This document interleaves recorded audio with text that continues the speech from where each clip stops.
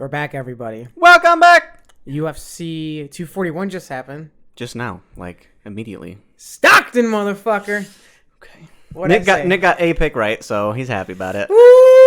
I'm still not convinced. I'm also not convinced. Did I pick Romero? Pretty sure you picked fans. Romero. Did I pick Romero? Yeah. I'm not sure. But before all that, we're gonna break down UFC 241. But this is the PNA MMA cast. This is episode 4 of the MMA cast. In this podcast, we talk about gaming. Not gaming. Wrong-o. That's the game cast. That's the other podcast. We talk about all the MMA shit. And before this, we had a podcast, or just a passive and aggressive podcast, where we talked about fighting, gaming, sports, and everything in between.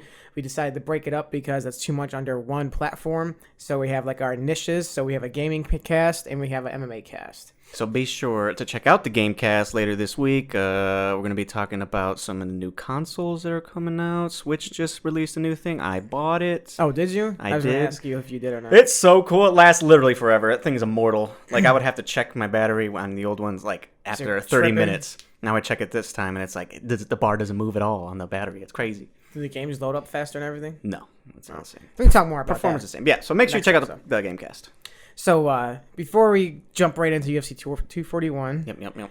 give you guys a scene of how I watched it. Okay. Because if you listen to the last podcast, last couple, you've heard me bitching and moaning that I've had to go on vacations and my worst possible time ever. Like, real world problems, first world problems. Yeah. But like last year, it was the Khabib Conor fight. Yep. I had a wedding to go to. The year before that was the Mayweather Conor fight. You missed that? I watched it in a hotel yeah. via Team Viewer because you were streaming it at home. Seriously? You streamed it illegally at home. Hey, and now I legally don't throw me under the bus. Hang on a minute. I illegally streamed your monitor to Sam's laptop. Listen, there was a lot of legal text on that website. I have nothing to do with it. So I watched that fight like at a 5-second delay just because of like the feedback. And I think I also watched it at a delay, Yeah. so your delay was worse. And then this one, I was on vacation again with my girlfriend's family. They just love to time this shit this way. They do it on purpose. Like, when's Nate Diaz fighting next? Let's do something that weekend. We went to Ohio for camping and then Cedar Point and the zoo, which is it's a jam-packed weekend. Sum it all up, it was very fun. It was jam-packed. Didn't really get to camp that much at all, just because as soon as we got there, we did so much shit. We did putt-putt and then go-karting, and then we went to sleep. The very next day, did walk 13 miles at Cedar Point. Christ. The very next day, got up, went to the zoo, walked another 7 miles. Jesus. And so I didn't get to camp too much. It was a good experience. But on Saturday, I was like, okay, we'll do the camping thing. We'll hang out with your family. But on Saturday night, I just want us to go out on a date, go to B-dubs or something, and watch the fights. No big deal, right? Yeah. As soon as I get there, I'm like, oh, fuck yeah, there's a fucking B-dubs 2-point-something miles away. Perfect.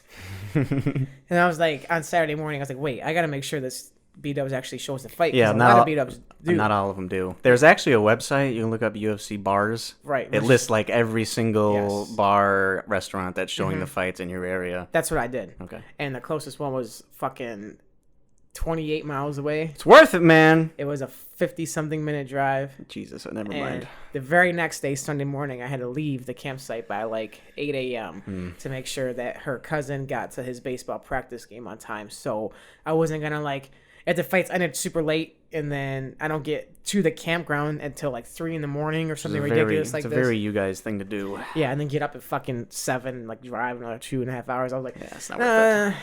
I'll fucking watch it in other ways. So Sam and I still went out. I was streaming the fight on my phone at a bar at a Chili's. How are you doing that, might I ask? ESPN Plus. You had ESPN Plus, did you? Yes, your ESPN Plus. Wow. So thank you, Dalton. Well, it's just I'm being thrown out under so many buses right now. No, I think you pay for that legally. I'm pretty sure. If you don't, you need to cancel. It's called cancel. The art is give some people some news on how to do so. But I watched the ESPN Plus. That's the prelims. I watched the a Sun South fight, and and then after dinner, I was like, okay, let's go chill in the parking lot of a Lowe's. Sounds exciting. Then I 007 found a stream of the fight because I'm not going to buy it. He does illegal things, I'm sure. It's perfectly legal. And I streamed the first part of the card in a Lowe's parking lot.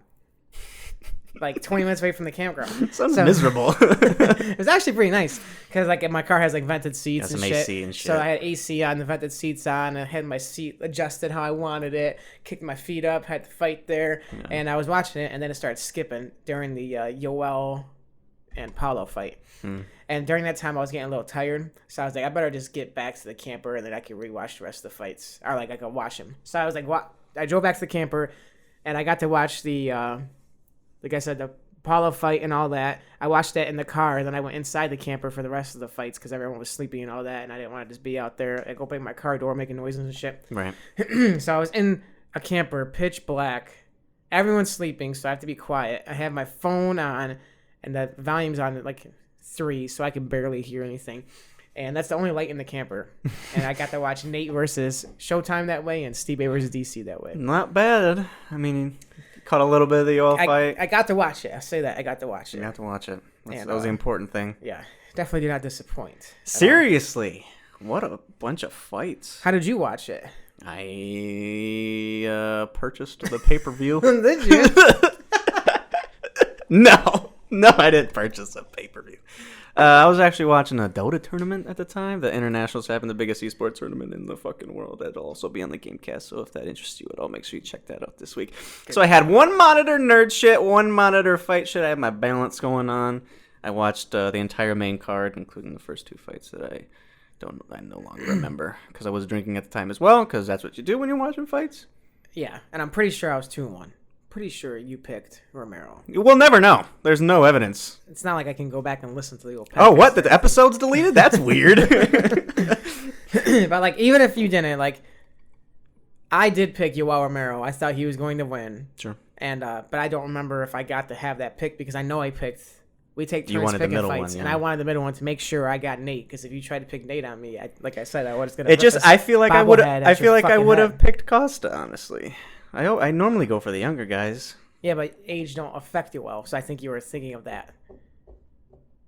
You think I was thinking of that? You will never know. Like I said, there's no way to know. We'll find out one day. No, we won't. Let's just pretend I was right. But I too will win. Some things about UFC 241. Yeah. It was the largest gate I don't know what that means. in UFC history. Like it had the highest number of people walking up to the gate and No, having it a was ticket, or the largest amount of sales within the gate, within the arena of purchasing everything in regards to your like ticket merchandise and shit your too? merch and your whatever. I'm not sure exactly how they compile all that data up. For any event in California. And UFC history, which beats the Jones DC fight, which had the record before that, UFC 121, which was Brock Lesnar versus Cain Velasquez. Those are some names right there.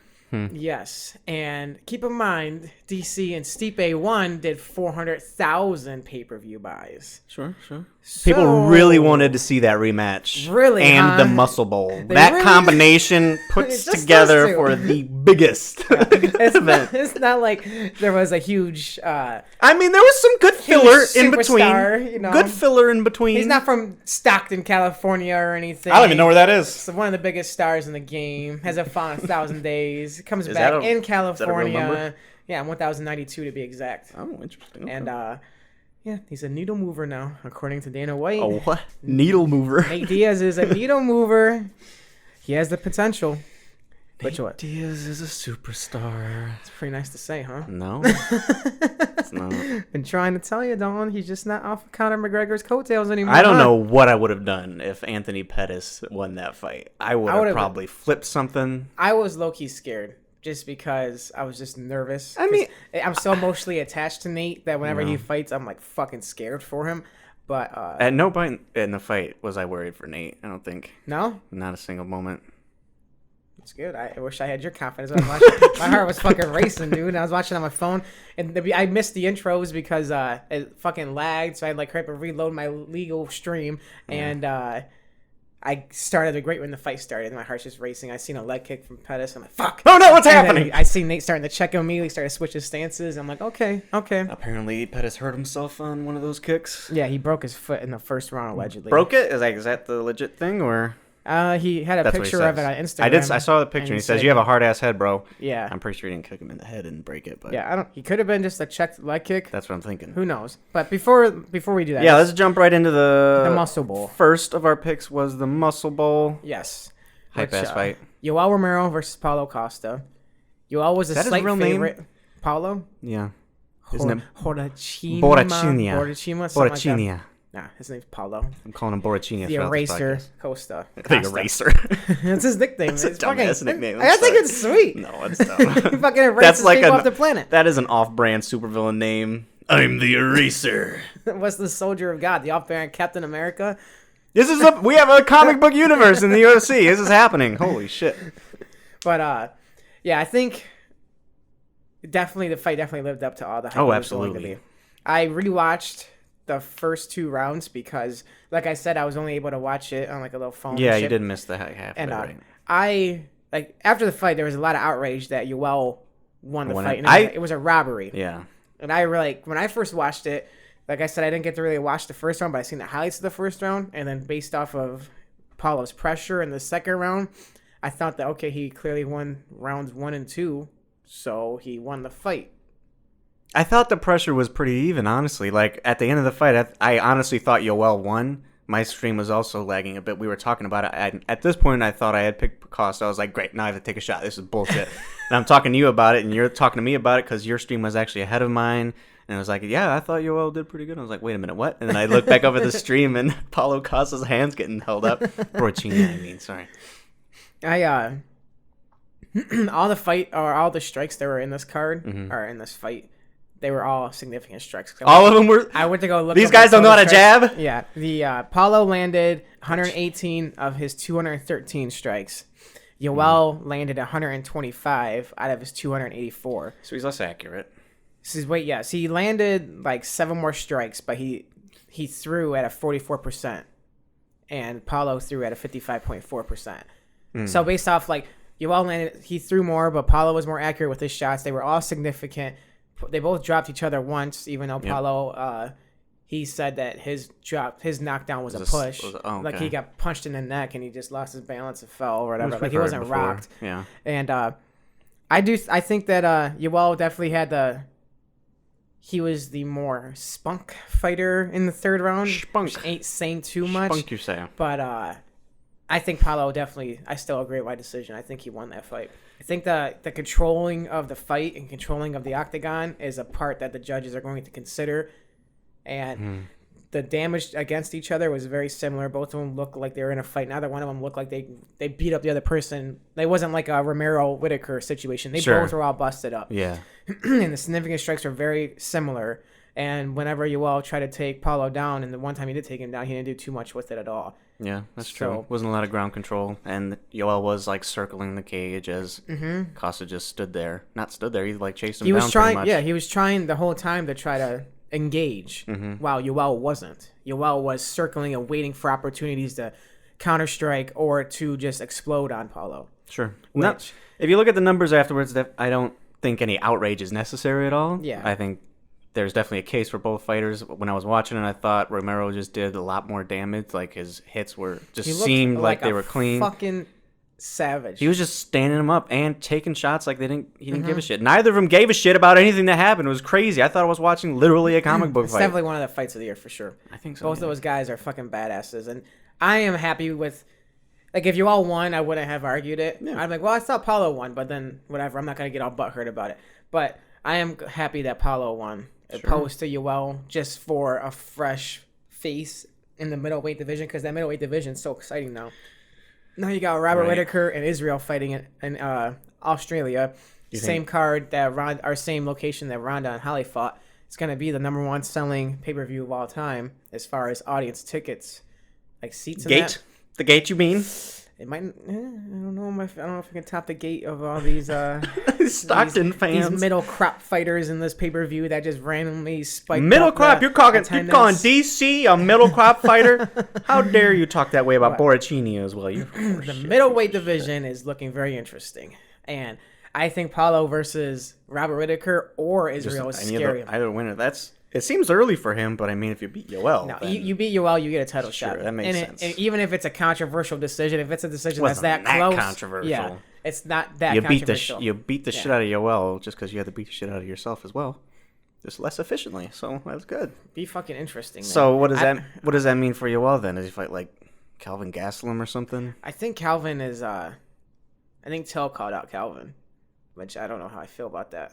I think I'd rather see him fight Yoel. Calvin? Yeah. I think it's a tough fight for Till, and I think it's a tough fight for Calvin when he fights Yoel. Yeah. So I think if I'm Calvin, I'd probably go with Till. Makes sense. But because they both have like similar stardom, and so it's like, what are you really losing by picking Till? Right. So, but I guess either way, that would be. I don't know. I didn't think too much about what Yoel was gonna have next, right? As far as this fight, could be because there's so many other fights that are going on right now. Really, he doesn't even have to fight anymore. He could fight Derek Brunson because he just beat Ian Heinz, however you pronounce his last name, and he fought really, really well too. I did see that one. Yeah, it was one of the fights before this, the top 3 fights on this card. Number 5 one, right? Yeah, and he wasn't the favorite. Ian was the favorite, and like Ian was ranked 10, and Derek Brunson's ranked 8. Well, traditionally, Derek Brunson is always like fought the first round just trying to take your head off, and he has like a very, really good Division II wrestling background, but he just fell in love with a knockout and his explosiveness, and he's overwhelmed so many people by doing so. He kind of that's his game plan. Looked like he did a lot better in this fight. Yeah, controlled things. He got head kicked in the very beginning of the fight, got dropped, and then he recovered and he stayed composed and he fought the fight to win a decision. So somebody who also has the animal instinct as well as somebody who's smart enough to win a decision or win when you're in danger, definitely shows that he's learning. So him versus I think Yoel bodies him though. Fuck yeah. I mean, Derek got knocked out by Jacare twice. Yeah. And Yoel he's not a Jacare. Jacare, as I call him. That's his nickname. Where's he at? I think he has a fight. Or is he injured? It's either he has a fight or he doesn't have a fight. Is that right? Those are the options. No in between. Yeah, he just lost to Jack Hermanson in April. That's what I was meaning by like he doesn't have a fight because he lost. Yeah, he's a fucking loser. That's why. But I don't think him and Yoel ever happen again because Yoel's already beat him twice. Mm-hmm. But one of them was like a very controversial one. As is the case with Yoel, there was a couple situations in this fight where he took a little more time than he probably needed to. That's another thing. Paulo was on Ariel's podcast today, and he asked is all the beef over? Like I know you guys had like a lot of drama in the beginning, like before this fight happened, but he's like, can you settle it now? Is it squashed? And he said like he likes Yoel as a person, but he's dirty. He fights dirty. I mean, when you're 57 years old, you got to do what you got to do in the octagon. And I kind of talked about that last week too, where I was saying like, Yoel, he don't break any rules, but he bends the rules as much as physically possible. You give me 5 minutes for an eye poke, I'm taking. Guess off 5 what minutes. I'm taking? Oh, I'm sorry, I can't get off the chair on time. I didn't know there was so much ice on me. Took a low knee. Wait 1 second. Oh, I got hit in the balls. Excuse me for 5 minutes. Right. I don't know. Was that? No, there was a serious delay in between hit and he was like just sat there. It still looked like it nutted him, though. I'm sure he got hit there, and he was like, oh, wait, I can do something with this. There's that moment. Sometimes you get hit in the balls, and it creeps up on you. It creeps up. I don't know. It's all been pretty immediate for me. I mean, you got your fucking adrenaline pumping in a fight. They made, like, no facial expression when it happened. Like, at least, like, ooh. But no, he was just like, oh. And then it hit him. So I don't know. It was sketch on my part. The commentators agreed with me when I remember when I was watching it. Yeah. Okay. They weren't buying it. Either way, I'm more surprised if you would do that. Yeah. But I gotta do a little fact check that myself. Fact check. Jacare and Yoel have fought twice already. That's not true. They fought once. Yoel beat him with a controversial decision. I thought Jacare won. I thought Yoel beat his ass the first round, but then Jacare won round 2 and 3. And then they were scheduled to fight a second time, but then it never happened. Yoel got injured. Yeah. So I guess that fight could happen. They could do that the second fight, and then. But I guess they're both coming off losses, but Jack Germanson and Borrachini are not exactly on the same level. What do you mean? Like as far as coming off of a fight, Jacare coming off of a loss. Oh, well, Jack Germanson's pretty fucking good. Like how good though? What's his rank? Do you know? Fucking top 5. for sure. Okay. I just don't hear a lot about him, honestly. You know, he ain't Nate Diaz. He don't like to run his mouth. There's a lot of good fighters that can't talk. And they don't promote themselves the right way. I guess, that's true. Yeah, Jack Hermansson's ranked 4. Okay. Well, never mind. Fuck me. So you could do Yoel, who's ranked 2, versus Jacare, who's ranked 5, because Yoel's about to drop down to like fucking, I don't know, 4, 3. Calvin might drop down a couple spots because they're gonna put Paulo there at number 2. Yeah. But either way, fuck Yoel. It was a great fight anyway. I'm really, really happy about Paulo Costa's because I want to see him versus Robert Whittaker Israel. Yoel, whoever he fights next, I'm still going to pick Yoel for the most part. Like, he beats everybody not named Robert Whittaker and now Paulo Costa. Yeah. But I'm happy that there's new fresh blood in this division. I agree. Having Yoel beat another person not named Robert Whittaker doesn't really, tell us much. Because he probably still just loses to Robert Whittaker. A lot of people thought he won that fight based off damage, but I don't know. Every day he's getting older, and Robert Whittaker's still getting his prime. I mean, even though he's a spry young guy. Yeah, he's not the most durable spry young guy, but he's getting better, and Yoel's time is gonna come to an end eventually. So I don't know if he's ever gonna get another title shot. He'll have to seriously go on another 3-fight winning streak, either that or Israel beats Robert Whittaker, and then Israel fights Paulo Costa. Then the winner of them faces Yoel. If Yoel fights 2 more fights and wins if those. that happens to Israel, but by the time he's for him. He's going to be like 43, 44 years old. 60 years old. Yeah, right. And it's like... But, I don't know. On to more important shit. True. Nate motherfucking Diaz. I spit all over my information tablet, so hang on a moment. I'm trying to have a moment, and he's taking it from me because literally the salt is real with this one. The salt is on my tablet. But, yes, Pettis versus Nate. Pettis was the favorite. I was very surprised when you first told me that last week. I don't think that he had the matchup favored towards him. I mean, he has the kicks, but as you told me, in the Conor fight, Conor was trying to leg kick him in that second one, but he was checking him. That was something Conor said, right? But there's a lot of fighters and there's a lot of people that were on Anthony's side that were stating that they thought that he was going to embarrass Nate.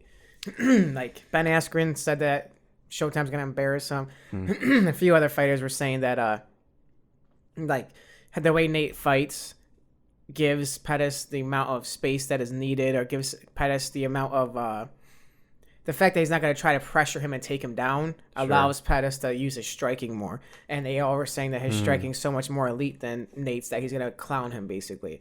Well, that's dumb. Yeah, I don't think that could have been further from the truth. Not at all. But 1,092 days off for Nate, like I said. Yeah.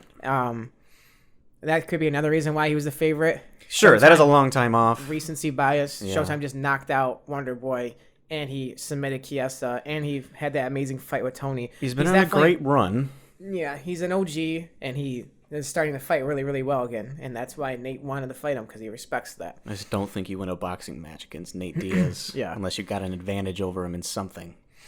Nate threw a total of 306 total strikes. That's a lot. Landed 204 of them. That's a high percentage. 67%. Holy shit. Compared to Pettis, who landed 86 out of 153, which is still pretty good. It's like half the numbers, though. 56%. Literally half the numbers. But yes, he threw half the volume. And Nate less Diaz. Efficient. Holy fuck, man. Second most strikes thrown in Nate Diaz's career in a third round fight. Do you know the first?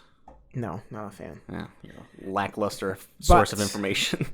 This was the most strikes Anthony's ever absorbed in a fight. Whew. So you know how last week we were kind of saying, like, hey, he's going to do what Max Holloway did or what Al Kukui did, but better. And you're like, I don't know, Max Holloway, like, I'm fucking good. And I was like, yeah, I know, Max is pretty fucking good. But Nate did it. He really did. God damn. He fucking pressured him the entire time.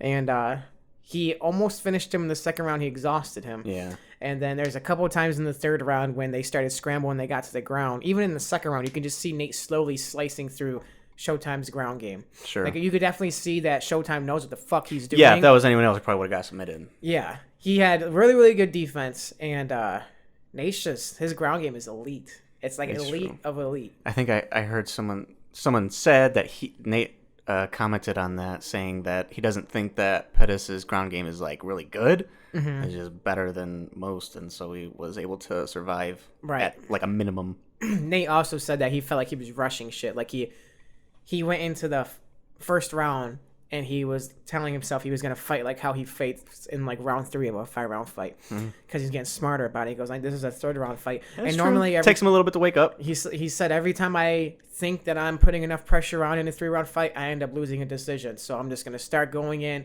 balls to the walls, and start pressuring more like I should. And he admits he even got tired. Like he got tired at the end of the 1st round, and he had to force himself to just outwill Showtime. Which I'm surprised he got tired, but I would be surprised if he got outwilled. I don't think we'll ever see that. Like he won't show that he's tired. He won't like show that he's capable of being broken. Sure. You know? But overall you can tell Nate is taking this shit so much more seriously. He wants to win, and he's fighting. Like he's definitely been training. He's not like just been saying he's been training these entire 3 years. He's definitely been learning and growing as a mixed martial artist. Because if you look at them in their primes, well, not necessarily. Look at Showtime when he was at the top of his career. Sure. With the title, when he was on the title run before the title, when he was knocking out Pettis, or not Pettis. Knocked himself out. He's knocking out Cowboy and Joe Lozon and submitting Gilbert Melendez and submitting Bendo and things like that. He was looking at this like unbeatable like superstar. Right. And at the same time, Nate was losing to decision fights with like RDA and Benson Henderson and things like that. And then if you like at that time, if you put them two together, I bet you a lot of people would have thought Anthony was gonna fuck Nate up. Do you think he would have? I feel like he might have at that time. I don't know. I don't know. Just because of the style, because Nate loses to wrestlers, sure, who are good enough on the ground to not get submitted, and to just like kind of like that control where the fight's going, and then they'll win based off decision. I don't know if Nate would have performed the way he performed now. I don't think he would have. I think with everything that Nate has going for him now, and like the risk reward that he has, and now he feels like he's fighting for what he's worth, and the fact that he has the stardom that he always wanted.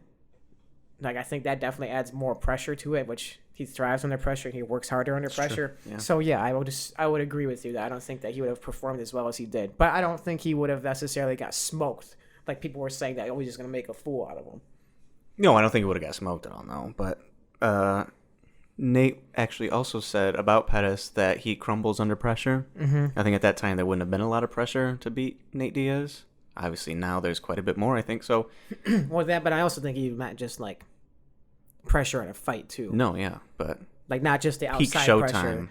Which that was another thing too, is Nate didn't really try to get in his head. Nothing. Like mentally before the fight, or he didn't go to the press conference. He skipped it. He wasn't trying to do like the Conor McGregor Nate drama before the fight, just to try to get in his head, because that definitely works, But he's like, fuck it, I don't need it. Was that his reason? Did he say that, or is it just like not participating in that? I just think he didn't want to.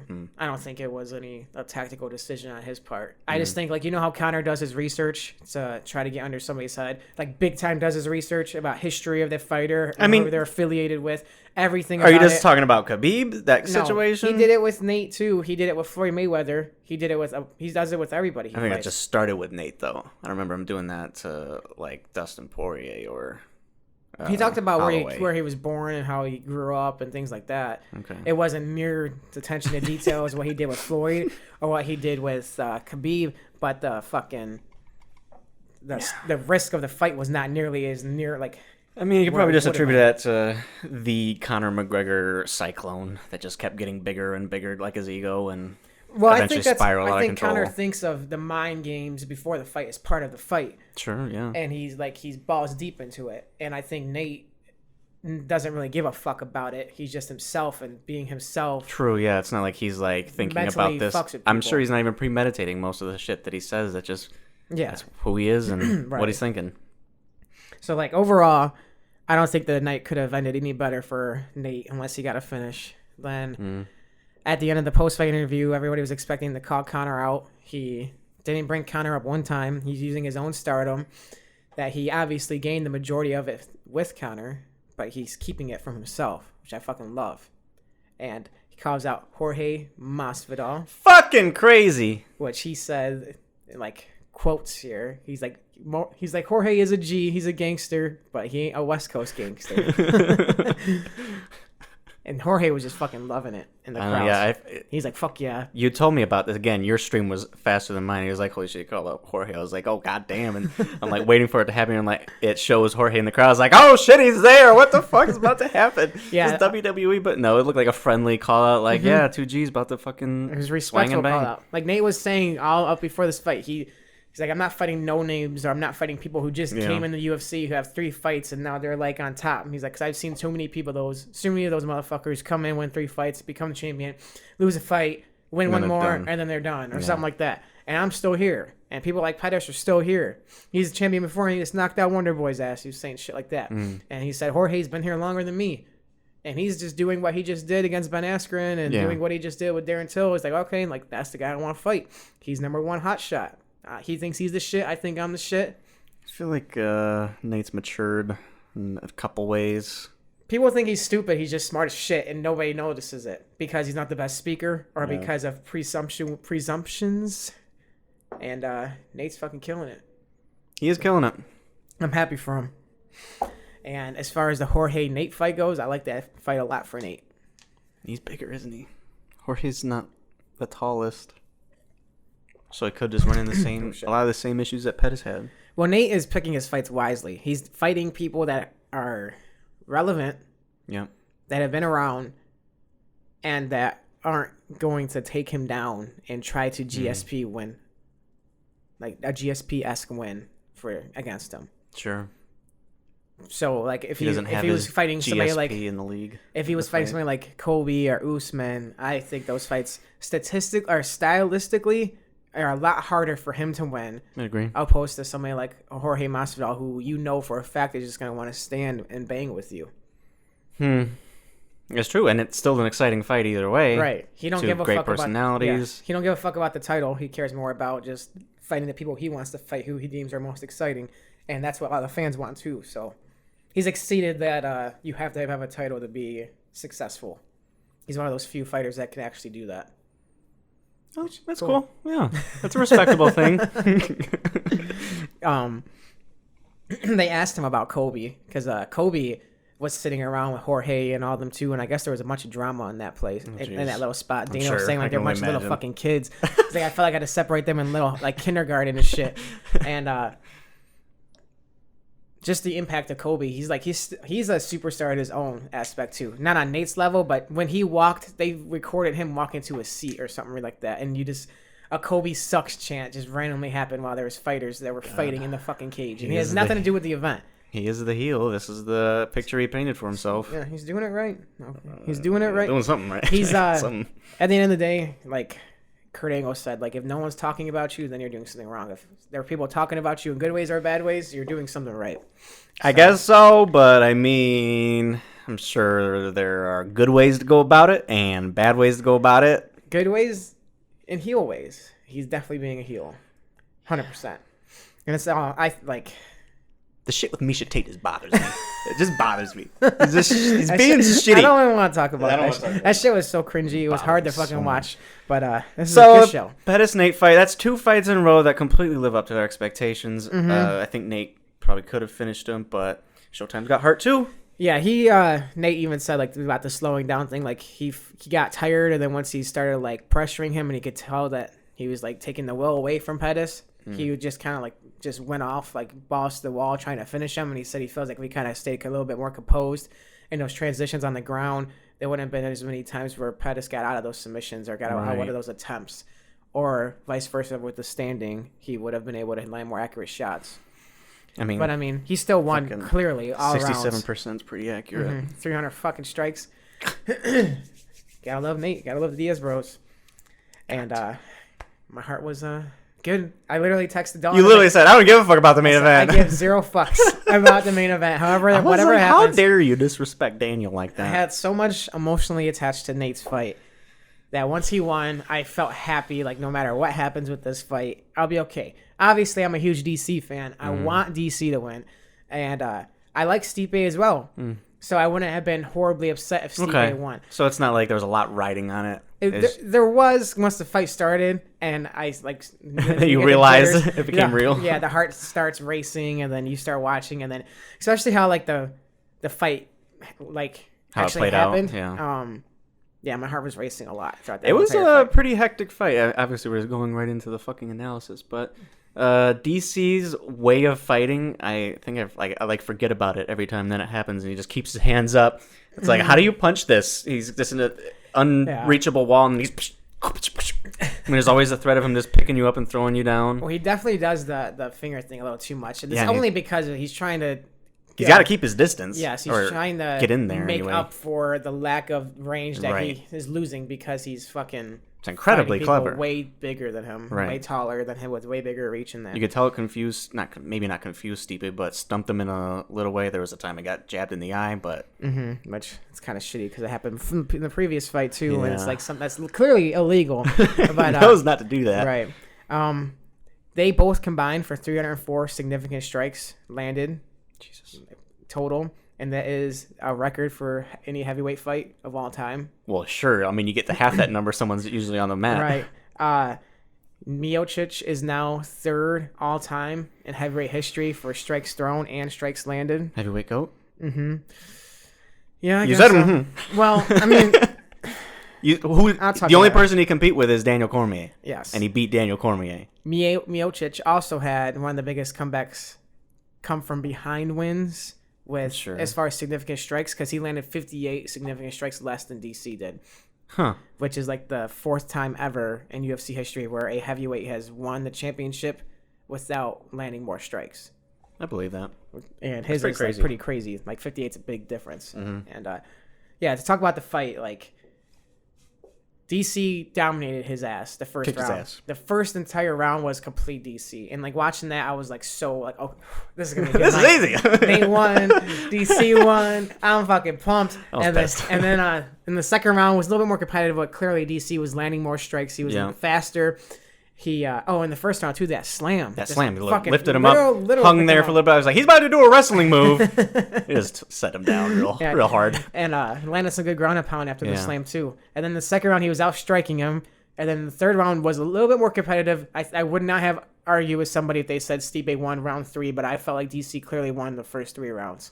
Okay. And but the momentum was going where he was dominating to slowly being more competitive. He's slowing down, yeah.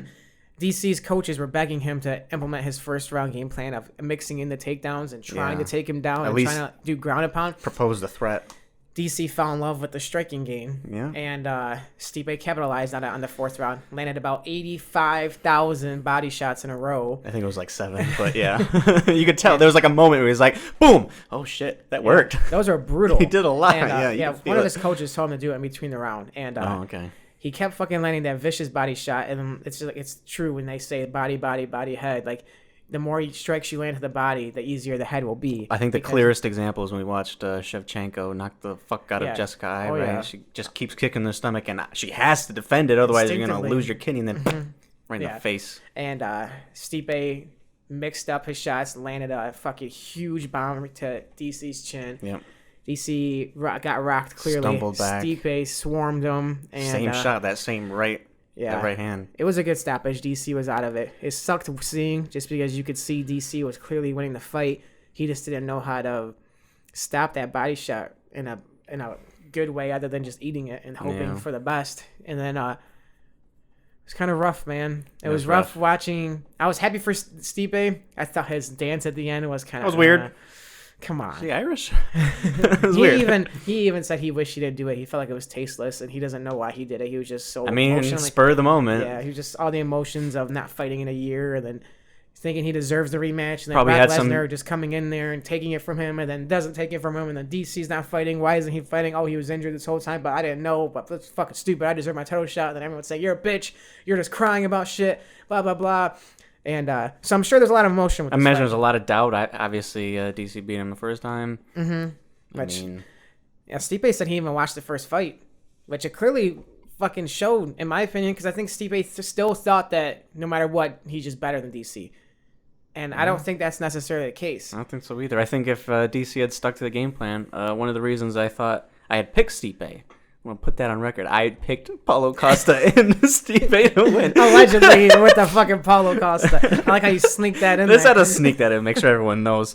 One of the reasons I thought he would beat Cormier is because it seemed like Cormier was underestimating him, saying he was just going to end his life and embarrass him. And I think that's what he wanted to do. He was pounding his face in from the start, and he wanted to keep doing that. He could have just taken him down and pounded him that way, but he got punched in the stomach instead. Yeah, he even this was part of my hot takes, but I'll talk about it now. Could have just transitioned into the hot takes. That's fine. We can transition to the hot takes. So, speaking of hot takes, let's jump right into hot takes. DC, this is one of the statements that he said on Instagram. Okay. He just posted this today. He said, "It's been a couple of days, and I can't stress the disappointment. I am so sorry to all I have let down. To my wife and kids, I am so sorry you guys had to experience that. I never wanted y'all to see that, and the hurt you guys showed breaks my heart every time I think about it. My coaches, I'm sorry. I appreciate the work and time you've spent with me. My fans, thank you guys for all the love and support you have guided me to all these amazing accomplishments. Stipe and his team, congratulations on a tremendous victory. You showed so much heart and grit, and you are the definition of Cleveland tough. Dana White and all the UFC, thank you for everything you have done for me and my family. This has been the most amazing journey. I will decide what I'm going to do now, and as soon as I decide, you will all know right away. Love you all, DC." His bitch is retiring. Yeah, probably. I think he should. That's when you were asking me who's the best heavyweight, and I was like, yeah, I guess Stipe, but it's like, the thing that sucks is DC started his fucking MMA career so late in the game. Like 35 years old. Yeah. And he's only been fighting for about like 5 years. I don't know. Don't quote me on the times. But the point is, he fought his MMA career like very, very late because of the Olympics and wrestling and all that shit. And he ain't getting any younger. So it's tough to say that like if they if DC and Stipe were to do a rematch next year, DC would still be a very like you couldn't just say Stipe's gonna win that fight no matter what. Right. Even though DC is up there in years. Right. So you're saying if like you put them up against their peaks, DC would win? I would say so, yes, but that's irrelevant because that can't happen. True. It's just like I would rather have DC retire now, even though it's not on the biggest high note that he would want. I just think the risk of it getting worse is not worth the reward of you winning one more fight because everybody still thinks you can beat Stipe because you were clearly winning for 3 rounds. Yeah.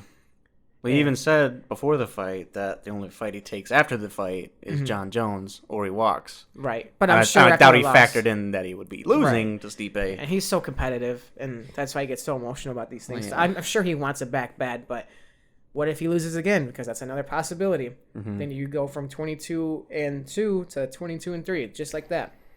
In your last 4 fights, you only won 1 of them. True. No. One like if you're out of your last 5 fights, you're 2-3 because you beat Stipe and then you beat Volkan Ozdemir before that, but then you lost to John Jones before the Volkan fight, and then you lost to Stipe. Right. And if you fight again and you lose to Stipe or Jones, yeah, doesn't it's really tough. help things. It's like everybody knows you're one of the best of all time right now. Yeah. So I think it's bullshit that he's apologizing. He has nothing to apologize for. He's like the best fighter in the game. I think he's super sorry to his coaches because he didn't implement the game plan. They were begging him, and he said he just fell in love with it, and he did the same thing in the Gus fight, where in the first round he took Gus down pretty easily, and then the rest of the fight they were just boxing each other out, and he won a decision. That was a very tough decision, and that was the trend of this fight. But then he got caught. That's the risk when you're playing a fighting game. It's true, especially with someone who's like Stipe's relatively one-dimensional when it comes to fighting styles. He's there to box you. He got great footwork, he has great boxing, he has great wrestling, and he has knockout power. So he can do the cardio 5-round decision thing right against fighters that are like that have a shit ton of knockout power that is like a lot bigger than him. Like he did that with Mark Hunt. Right. He did that with what's his name? Ngannou. And he's done that in the past with a few other fighters. But since then he's kind of fallen in love with this fucking knockout power, which justifiably so because he's been on a tear fighting everybody and beating everybody not named DC and Ngannou. But yeah, I mean he did beat Ngannou. My bad. We'll see what happens in the rematch. Yeah, I think is that the next fight for Stipe and Ngannou? Either that or DC. Guess it depends on what DC decides. Yeah, or Jones. Which Jones tweeted some shit after the fight, which I thought was kind of fucking. What do you say? He said, I guess losses are a bigger deal with all the money up in the front end, huh? Because DC said something about he makes so much money in the front end now that he doesn't need to fight John Jones anymore. And John Jones needs to fight him to get his money. Fuck you, John Jones! He's just throwing salt in the wound. And then he also said Stipe is the best heavyweight ever. That's all I'm going to say. But then he also said the other shit. Remove all the other shit. Yeah. But another thing I wanted to talk about before we're done talking about this fight was the weigh-ins for this fight. Yep. Stipe weighed in at 230 pounds, 230.5, and then DC weighed in at 236.5 pounds. But I read this article literally before we podcasted about the weights of the fighters before they actually fought, like the day of. So like in between the weigh-in and the actual fight? Yeah, like Saturday morning they re-weighed or whatever, or Saturday before the fight. Stipe weighed in at 230, so like same exact. Lost half a pound. Yeah, it's same weight. And DC weighed in at 247 pounds. It's 11 pounds? Yeah. Which I thought was... So like he was cutting weight or... Yeah, and people were saying that he was in the sauna before, so I wonder why he cut 11 pounds. Was he trying to trick Stipe?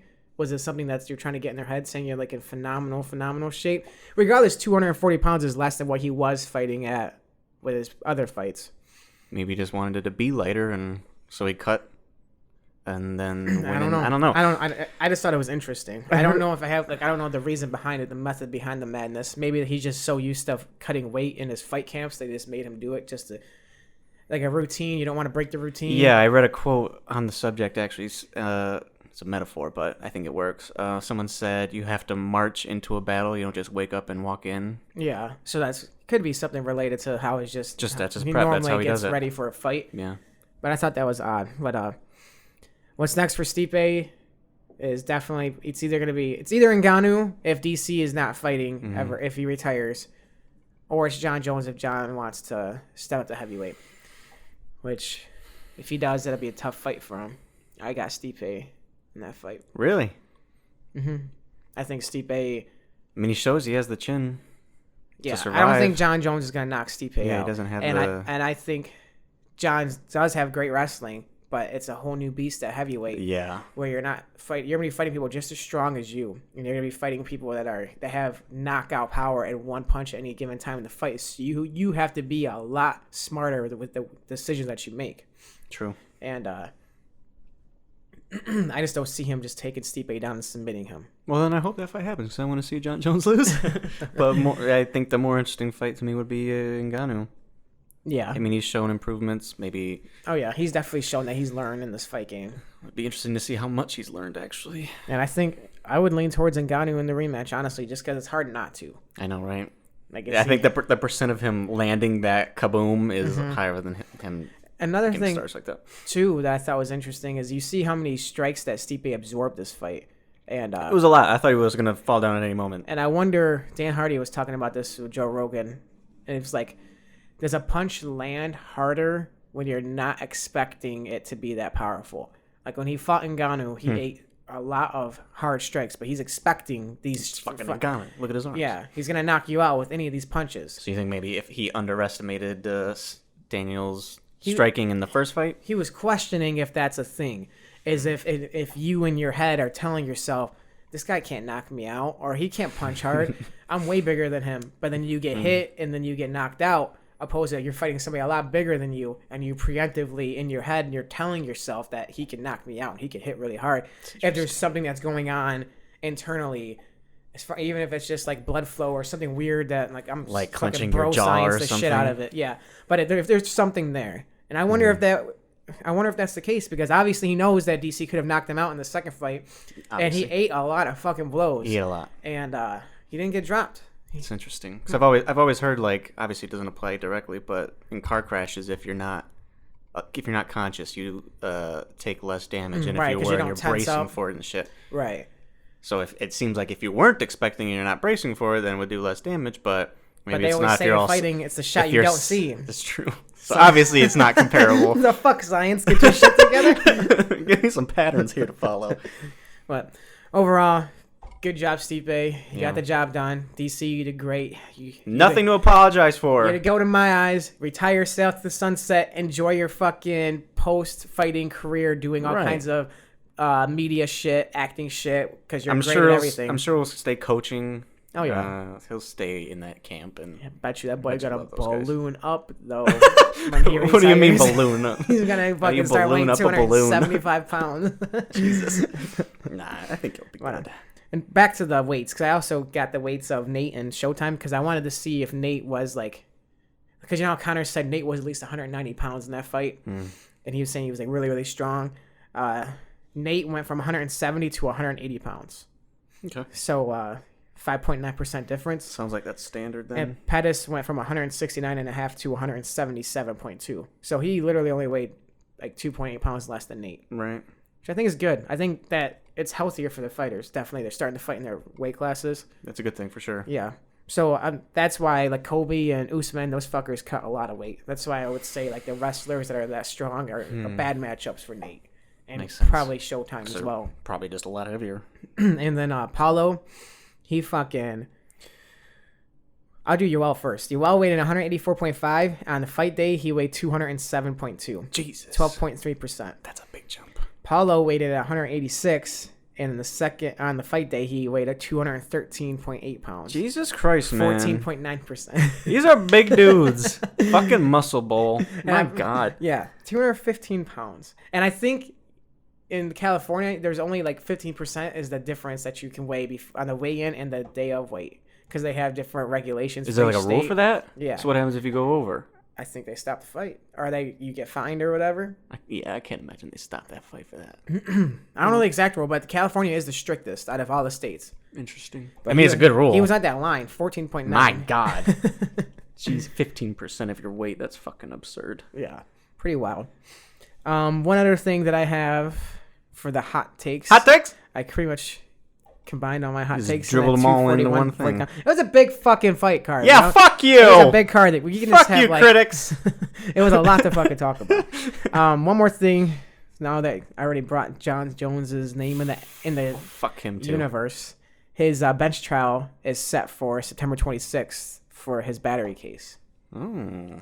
Yeah. Do we have like any more like news on that or any? There was a video from a local news channel in Arizona. Okay. Oh, not Arizona, New Mexico. I keep getting those mixed up. The same state, pretty much. The person who's filing the charges, she was talking about the situation and what happened, and she had her face all blurred out, which I thought was interesting because she asked for it because she doesn't want to be in the public. Which I would think that if it's a money grab, you want your face in the public if you're trying to plead your case. If you're trying to get some popularity from this, like if your goal is to like screw John Jones over and use his stardom at his own expense to grow your fame at some point. But maybe she knows that, and so she doesn't want to make it about her. She's trying to do like a sneaky, trick on you, sneaky, right? Yeah. But they asked her like what happened, and she said that he put her in like a chokehold. Sure. And like he told her to come here and he like grabbed her and put her in a chokehold. And she's like, oh, okay, he's put me in a chokehold. Okay. And then she said like after like fighting his hands, like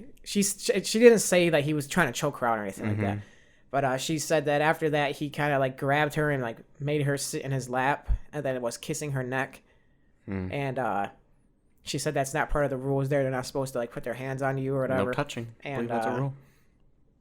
Then after the choking thing and after like he said she picked her up. Like he picked her up and just had her weight with her. And then when he set her down, he put his hand on the unmentionables? The vagina. Oh, okay. It's pretty mentionable, I guess. Yeah. So he like rubbed his hand on her pussy. Donald Trumped her. Yes, I guess.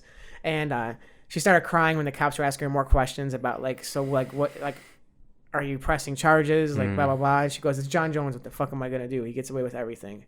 Damn.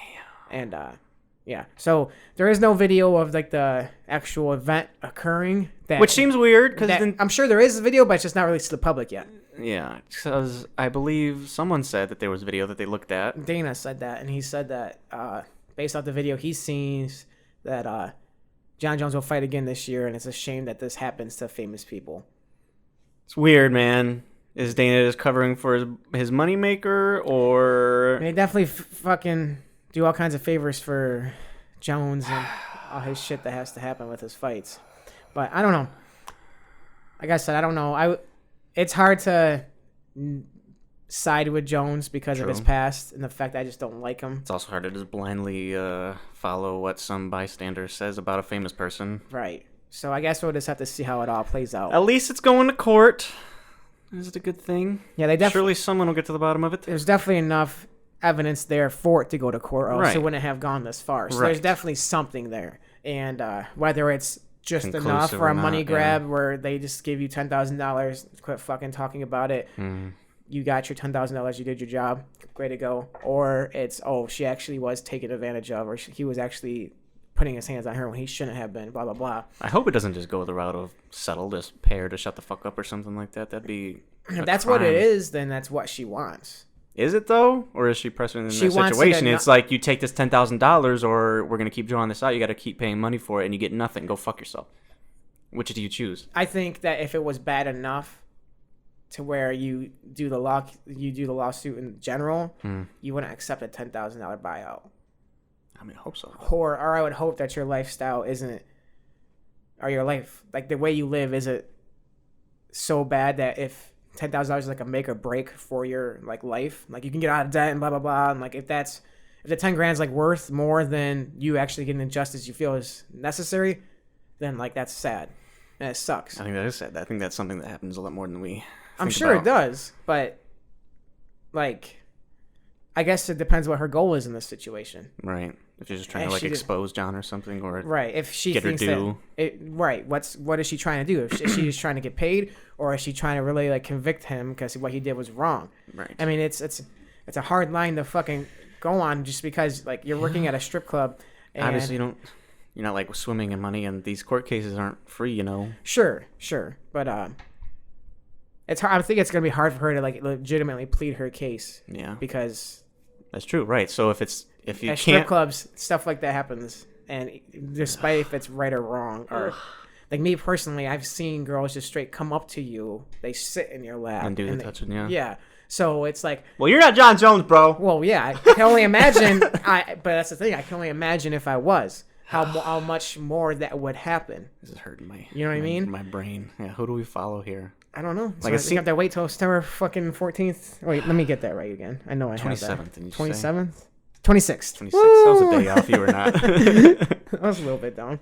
But it is hard. It is hard to say for sure. Hopefully the justice system does its job. It rarely does. But, I mean, John Jones, she says, it's John Jones. What am I going to do? I feel like if you see John Jones in a strip club, a shady place with obviously limited cameras and shit, you could do pretty much... You could claim he did pretty much anything. Sure. Who's going to doubt him? It's John Jones. And fuck him. Who's to say she didn't initiate it? Right. And maybe or antagonize him or something. Yeah. I don't know if he antagonized John Jones enough to choke you or something. No, I don't think like the physical, like as far as the choking. It sounds like he was drunk and he was horsing around.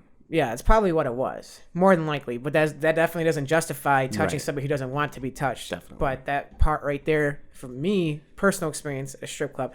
There's it's a not line. Uncommon. There's a line there that you're really gonna have to prove your case. And if he really did do it, then that sucks because it's gonna be hard for you to prove it. Yeah. And if he didn't do it, then shame on you for trying to get fame from his expense. I mean, it's his own fault for his reputation. Yep. But you're also a shitty person by taking advantage of it. Right. So it's a shitty situation. Let's not talk about it anymore. On that note, fuck John Jones. Fuck John Jones. Fuck John Jones and Klay Thompson. Word out. If you guys enjoyed the podcast, make sure you rate it, especially at iTunes. Shout out to everybody on Instagram I've been harassing. I'll keep shouting y'all out when I until one of you fuckers answer. Yeah, for real. If you have any questions, you can message us on Instagram. You can email us on pnacast.com. Nice. If you're into the gaming podcast, if you're into gaming in general, we have a PNA gaming cast that is we just got it on iTunes, and the first episode's already live. We're going to be recording more of that as well. You can see all this shit on our YouTube channel as well. We have all the videos live, so if you're an audio listener and you want to see our glorified, lovely faces, that's where you do it. Nick's ugly. Just spoiler alert. Thanks, pal. And on that note, we will see you guys next week. See ya. Fucking dick.